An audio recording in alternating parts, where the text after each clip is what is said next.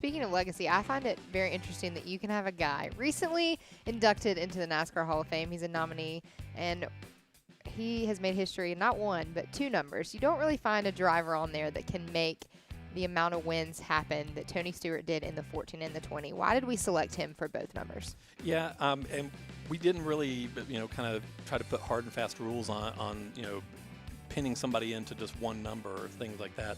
The 20 really launched his career, and it had not been a proven winner before he took that. I mean, the only other number 20 win was in the 1961 Daytona 500 with Marvin Panch taking that number to victory.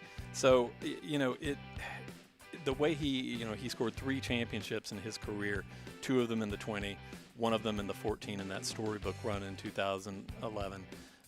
And they're just, if you look at the list, I mean, with number 14, Fonnie Flock had a degree of success with it, but none that really captured the level that Tony Stewart did. And number 14, he's still campaigning that as a team owner as well. Yeah, and you think about Tony in the 14 being an owner driver, winning that championship in 2011.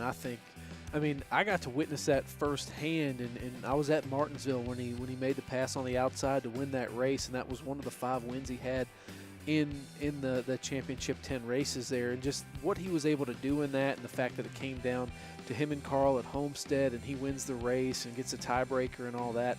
I mean, that just kind of cements him for the 14. And then, you can't think about Tony Stewart without thinking about the number 20. I mean, for goodness sakes, he's going to be in the 2020 class for the NASCAR Hall of Fame. So that number and Tony will always just, go together.